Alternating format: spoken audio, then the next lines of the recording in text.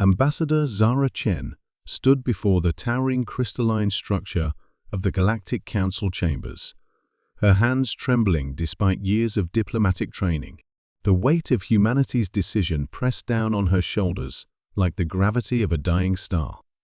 Today, she would deliver the message that would alter the course of galactic history forever. The Council had ruled the known universe for millennia. 17 different species, from the gas-dwelling Etherians of Proxima to the silicon-based architects of the Kepler systems, had maintained an uneasy peace under its guidance.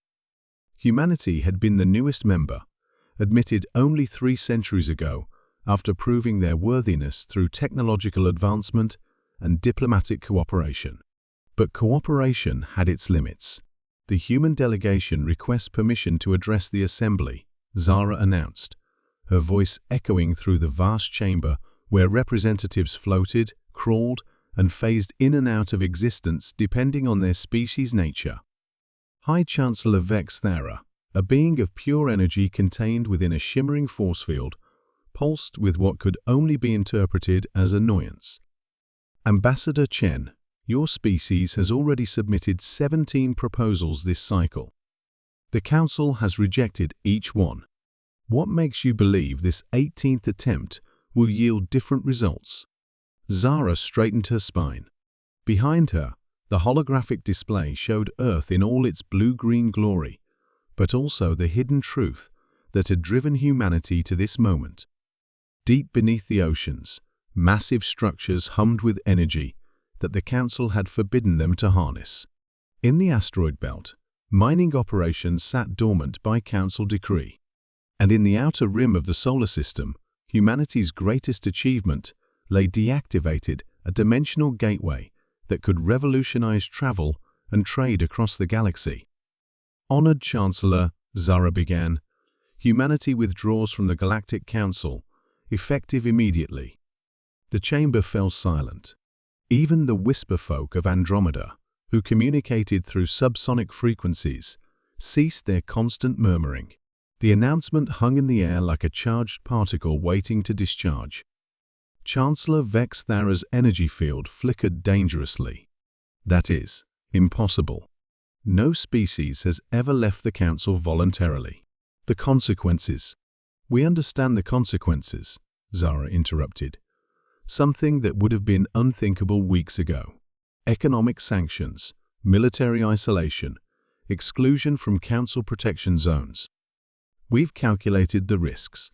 What the Council didn't understand was that humanity had spent the last 50 years secretly preparing for this moment.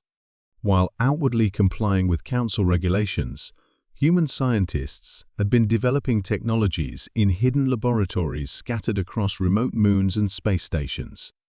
They had cracked the code of quantum consciousness transfer, developed ships that could phase between dimensions, and discovered a new form of energy that made even the Council's advanced fusion reactors look primitive. The architect, representative, a crystalline being whose thoughts manifested as geometric patterns in the air, projected a series of complex mathematical equations. Its translated message was clear. The probability of human survival outside Council protection is 0.3%. Zara smiled grimly. Your calculations assume we remain at our current technological level. That assumption is incorrect. As if summoned by her words, the chamber's sensors detected massive energy signatures approaching the station. Through the transparent walls, the assembled delegates watched in awe as humanity's true fleet revealed itself. Ships that seemed to bend light around them, their hulls gleaming with energy patterns none of the Council races had ever seen before. At the center of the formation, a vessel so large it dwarfed even the Council station itself, the UES Liberation, humanity's flagship. Dr. Marcus Webb, humanity's lead scientist, had spent 40 years working in secret to develop what they called evolution driver propulsion system that didn't just move through space, but actually evolved the ship and its crew as it traveled, adapting them to whatever challenges they faced. The technology was based on controlled manipulation of quantum consciousness, allowing matter itself to learn and adapt. The Council had forbidden such research, claiming it was too dangerous, that it violated the natural order. But humans had always been rule-breakers. You see, Zara continued, her confidence growing as the human fleet took defensive positions around the station. Humanity has learned something important during our time in the Council. We've learned that cooperation doesn't mean subjugation. Progress doesn't require permission. And sometimes, to truly evolve, you have to be willing to stand alone. High Chancellor Vex Thara's energy field began to destabilize.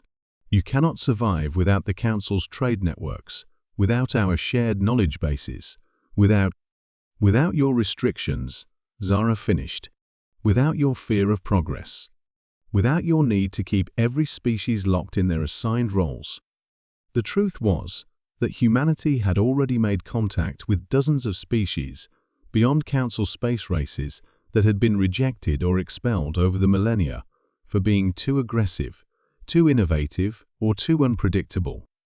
Together, they had formed something new, the Free Alliance, a confederation based on mutual benefit rather than rigid hierarchy. As Zara spoke, reports were already coming in from across human space. The dimensional gateways were activating, opening pathways to regions of the universe the Council had never explored.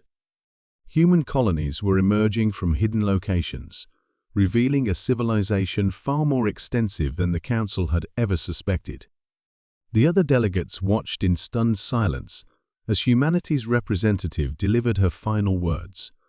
We thank the Council for the lessons learned during our membership.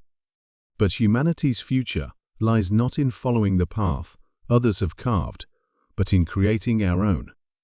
The universe held its breath as Ambassador Zara Chen turned and walked away from the podium, leaving behind not just the Council, but the old order itself. Outside, the human fleet began its journey into the unknown, carrying with them the hopes and dreams of a species that had chosen freedom over security, evolution,